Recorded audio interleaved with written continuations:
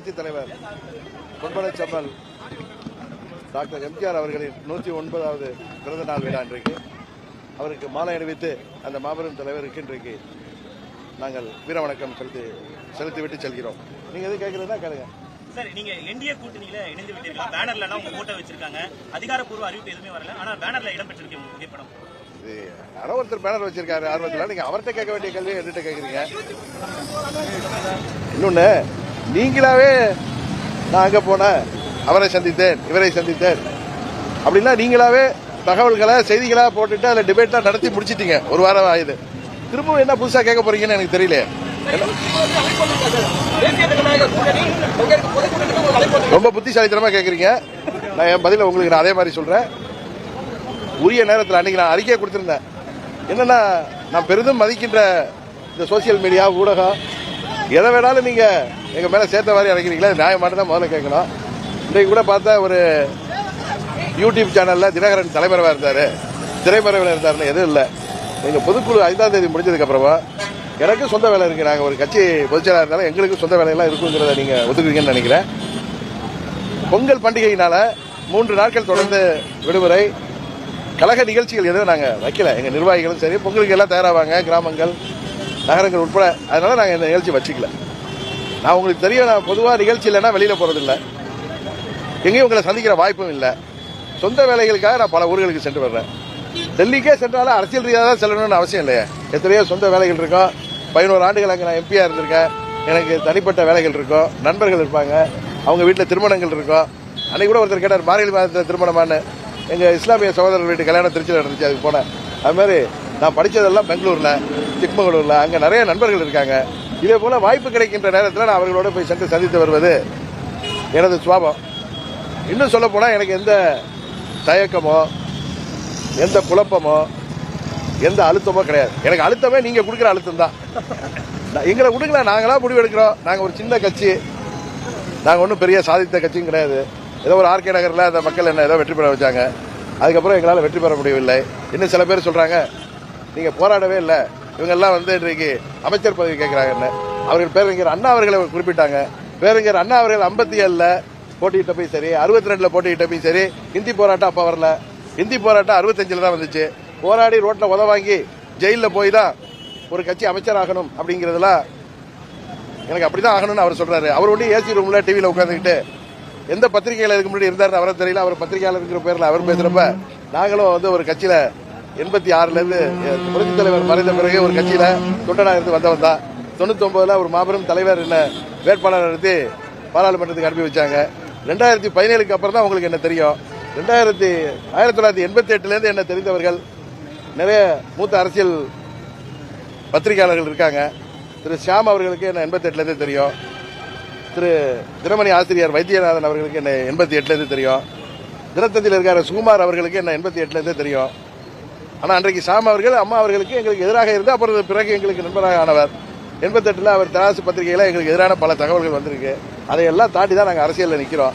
எதுக்கு சொல்றேன்னா, எங்களுக்கு அழுத்தமே நீங்க கொடுக்கிறது தான்.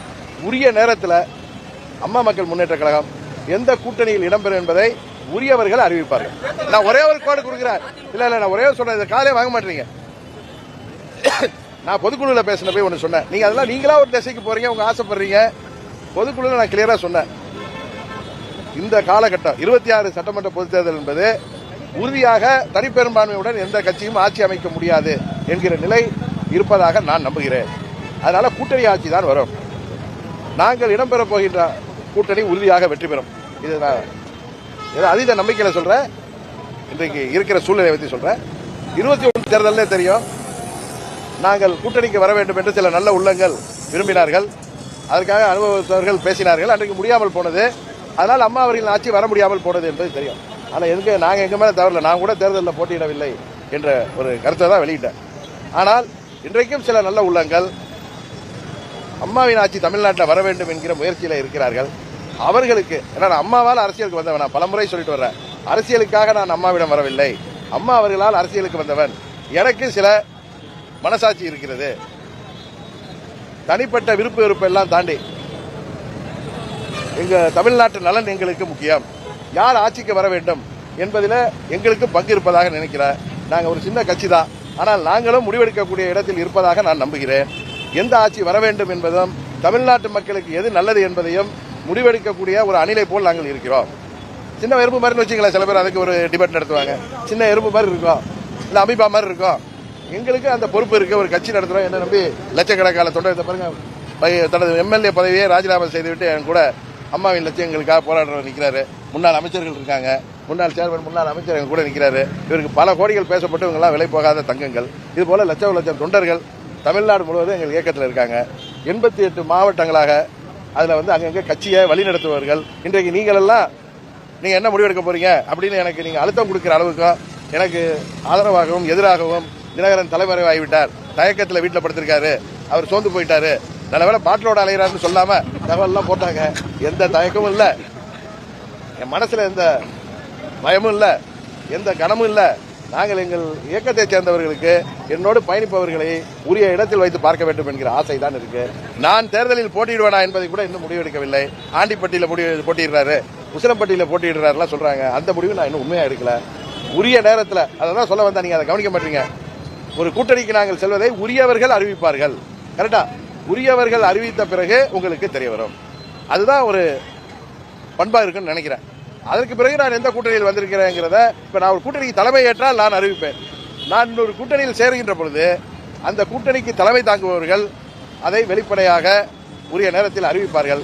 அதுவரை தயவு செய்து என்னை அமைதியாக இருக்க வழிவிடுமாறு பெருமையுடன் கேட்டுள்ளேன். உறுதியாக நான் தான் முதலே சொல்லிட்டேன்.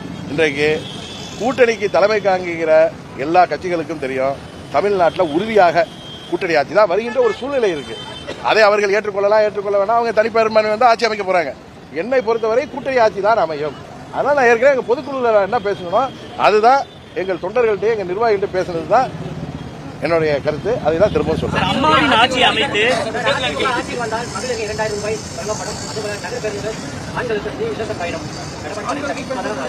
சரி சரி சரி சரி அதுக்கு என்ன கேட்குறீங்க? அதுக்கு மக்கள் தானே முடிவு செய்யணும். அது மக்களுக்கான கோரிக்கை தானே. தனிப்பட்ட எனக்கு நான் ஒன்றும் அலங்காநல்லூர் போய் காலம் எடுக்க போறது இல்லை. ஏன்னா நாங்கள் அந்த 2000 ரூபாய் பெற தகுதியில் இருக்கோமான்னு எங்களுக்கு தெரியல. பஸ்ஸில் இலவசமாக போகிற இடத்துல கடவுள் நம்மள வைக்கல. அதனால அந்த வாக்குறுதிகள்லாம் தமிழ்நாட்டு மக்களுக்காக ஒரு கட்சி தலைவர் கொடுத்திருக்காரு. அது மக்கள் தான் அதில் பதில் சொல்லுவாங்க. சார், அம்மாவின் ஆட்சி அமைத்து துரோகிகளிடம் இருந்து கட்சியை மீட்போம்னு சொல்லியிருந்தீங்க. அதே கொள்கை தானா, அதே நிலைப்பாடு தானா?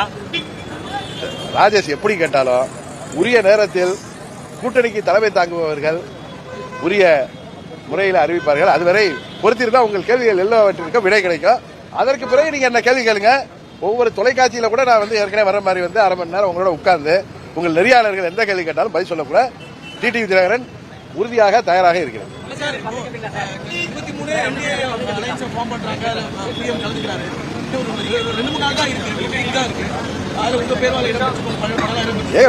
ஒருவர் ஆர்வத்தில் பேனர்ல வச்சிருக்கிறத வச்சுட்டுலாம் நீங்க என்ன கேள்வி கேட்டா நான் எல்லாம் பதில் சொல்ல முடியும்.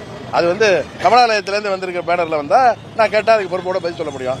அவர் வினோத் பி செல்வம் என் மேல ரொம்ப பிரியமா இருக்கக்கூடியவர். நாங்கள் இந்த கூட்டணியில் இருந்தப்ப பாஜக பல பேர் என்னோட நல்ல நட்போடு பழகக்கூடியவர்கள். அண்ணாமலை போன்று எனக்கு நிறைய அண்ணாமலைகள் அங்கே எனக்கு வேண்டியவர்கள் இருக்கிறாங்க. அதுல ஏதோ ஆர்வத்தில் வச்சிருக்காரு. நானும் நேற்று தான் பார்த்தேன், உங்க தொலைக்காட்சியில வந்ததுக்கு அப்புறம் தான் நானும் மாட்டு பொங்கல் கொண்டாடிட்டு இருக்கப்ப தான் தகவலையும் பார்த்தேன். அதுக்கெல்லாம் பதில் சொல்றது, அதுக்கெல்லாம் பதில் எதிர்பார்க்காதீங்க. அவர் ஏதோ ஆர்வத்தில் வச்சிருக்காரு. திரும்ப சொல்றேன், நான் பொதுக்குழுவில் பேசுவதுதான் எங்கள் நிலைப்பாடு. அதுபோல நான் இணைய போகிற கூட்டணிக்கு தலைமை தாங்குபவர்கள் தான் அறிவிப்பதுதான் முறையாக இருக்கும். அவர்கள் அறிவிப்பார்கள், உரிய நேரத்தில் அறிவிப்பார்கள். அதுக்கு மேல என்ன சொல்றதுக்கு ஒண்ணு இல்ல. இன்னும் ஒன்னே சொல்றேன், நான் வார்த்தை கொடுத்து விட்டால் அதை நிற்பேன். அது மாதிரி நான் ஒரு கூட்டணிக்கு வார்த்தை கொடுத்திருக்கிறேன். அந்த வார்த்தையில் நான் நிற்பேன் என்பது அவர்களுக்கு தெரியும். அதனால் நான் பொறுமை காக்கிறேன். என்னால் அறிவிக்க வேண்டியவர்கள் அவர்கள். நான் போய் முன்னாடி அதுக்கு முன்னாடி அறிவிச்சா அது மரியாதையாக இருக்காது என்று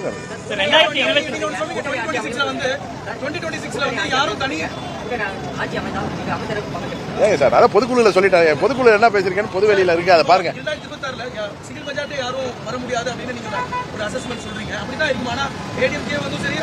அதான் அதுக்கு பதில் சொல்லிட்டேனா. என்னுடைய கருத்து, என்னுடைய 30 ஆண்டு அரசியல் அனுபவத்தில் நான் சொல்றது. ஆனா ஒவ்வொரு கட்சிக்கு ஒவ்வொரு கூட்டணி தலைமை தாங்குபவர்கள் தனிப்பெருமையோட ஆட்சி அமைப்போங்கிறது அவங்களுடைய கருத்து. அது நடந்தா நாங்கள் ஒன்றும் கேட்க முடியாது. கூட்டணி ஆட்சி அமையும் என்பது எனது நிலைப்பாடு. அப்ப எங்கள் கட்சியை சேர்ந்தவர்கள், சட்டமன்ற உறுப்பினர் இருப்பவர்கள், நான் ஒன்னும் எங்கேயும் அமைச்சராவேன்னு சொல்லவே இல்லை. எங்கள் கட்சியை சேர்ந்தவர்கள் அமைச்சர் ஆவார்கள் தான் சொல்றேன். நண்பர் இதுக்கு முன்னாடி வந்தாங்க ஓ பன்னீர்செல்வம், அவரும் இந்த நிலைப்பாடு அறிவிக்கல. அவரையும் நீங்க கடந்த கால பிரச்சனையில சொல்லிருக்கீங்க, அவரே நாங்க அப்படி அலோனா விட்ட மாட்டோம் அப்படின்னு சொன்னீங்க. நம்ம வி.கே. சசிகலா அவர்களும் தனியா ஏறினாங்க. இதெல்லாம் எப்படி புரிஞ்சுக்க வேண்டியது சார்? நான் அம்மா மக்கள் முன்னேற்ற கழகத்தை பற்றி மாத்திரம் தான் நான் பேச முடியும். நண்பர் ஓபிஎஸ் பற்றியோ எங்க சித்தியை பற்றியோ நான் கருத்து சொல்வது அது அவர்களுடைய நிலைப்பாடு என்ன என்பதை அவங்க தான் அறிவிப்பாங்க. அதுதான் முறையாக இருக்கும். 2024 இதே மாதிரி தான் சொன்னீங்க, அணிலாக இருக்கும் பிரதமர் மோடி அவர்களே நாங்க பிரதமராக்குவதற்கு அணிலாக இருக்கும்னு சொன்னீங்க. இப்ப 2026லயும் அதே வார்த்தை வருது, நீங்க சொல்லிட்டு எறும்பு. இல்ல நீங்க தான் எங்களை ஒண்ணுமே இல்ல டிடிவின்னு பேசுற 4 பேர் தான் இருக்காங்கிறீங்க. டிடிவி சும்மா பம்மாத்து பண்றாருங்கிறீங்க. அவர் ஊடகத்தை வெளிச்சத்தை தேடிட்டு போறாருன்னு சொல்றீங்க. நான் அப்படிலாம் இல்ல. நீங்க ஏதோ மதிக்கிறப்ப என்ன வந்து கேள்வி கேட்கறீங்க, நான் பதில் சொல்றேன். நான் உங்கள்கிட்ட நான் வந்து ஏன் இப்போ என்ன வந்து இப்படி ப்ரெஷர் பண்றீங்கன்னு தானே கேட்கிறேன். ஏன் என்ன தலைமறைவா இருக்கேன்னு எழுதுறீங்க? நான் தலைமறைவா இல்ல, எனக்கும் குடும்ப குட்டிலாம் இருக்கு. ராஜேஷ் கூட வந்திருக்காப்ல, ஃபார்ம் எங்க இருக்குன்னு. அங்கே காட்டுக்குள்ளார நான் இருக்கேன். அங்கேருந்து எங்கள் வைஃபை இல்லைன்னா எனக்கு ஃபோன் கூட எடுக்காது. அது மாதிரி இடத்துல போய் நான் போய் 4-5 நாள் இருக்க வாய்ப்பு கிடைக்கிறப்ப இருக்கேன். உடனே தலைமறைவு, உடனே அவர் திரைமறைவு, அதெல்லாம் எந்த மறைவும் இல்லை. நான் எந்த வழக்குகளையும் டைரக்டா போய் சந்திக்கிறவன். அதனால எந்த பயமும் இல்லை, எந்த அழுத்தமும் எனக்கு இல்லை. நீங்க கொடுக்குற அழுத்தம் தான், அதை உரியவர்கள் தான் அறிவிப்பாங்க. அவர்கள் அறிவிக்க வரை நீங்களும் நானும் காத்திருப்போம்.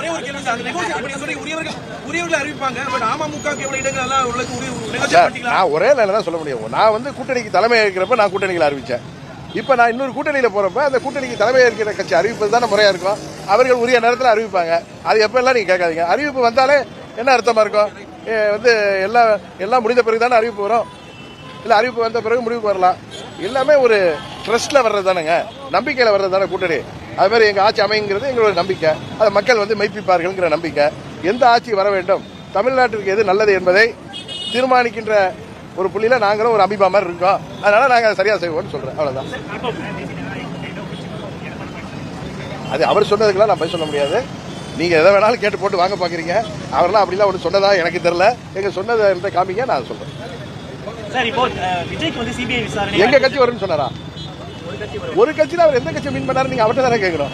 விஜய்க்கு வந்து இப்ப சிபிஐ விசாரணை, ஜனநாயக படத்துக்கு சென்சார் டிக்கெட் கிடைப்பது சிக்கல்ல இருக்கு. பாஜக ஒரு அழுத்தம் கொடுக்குறா சார் என்டிஏ கூட்டணிக்கு வரதுக்கு. இதை நீங்க எப்படி பாக்குறீங்க சார்?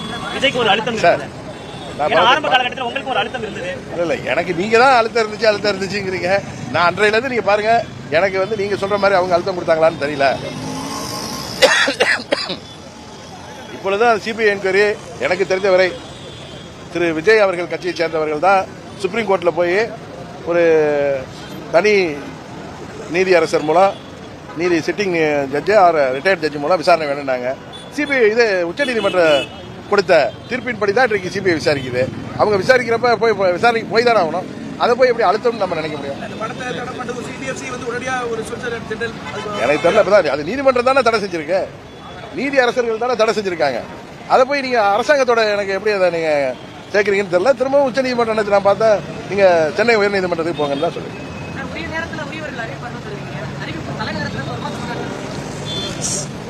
எங்க மன்னார்குடியிலிருந்து கூட வருங்க.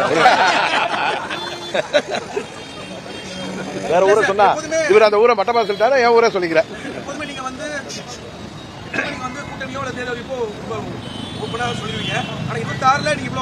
இல்ல நான் ஒண்ணு இல்ல, நான் சரியா தான் இருக்கேன். நான் முறைப்படி அறிவிப்பு வரணும்னு சொல்றேன். அதை போய் நீங்க நான் ஓப்பனா தான் இருக்கேன், இன்னும் முடிவு எடுக்கலன்னு சொன்னேன். இப்ப முடிவை நோக்கி நெருங்கி விட்டேன்னு சொல்றேன். அதானே சொல்றேன். அதனால அறிவிப்பு வரும்னு தான் சொல்றேன். நான் ஒன்னும் உங்கள்கிட்ட எதுவுமே பொய்யா சொல்லலையே.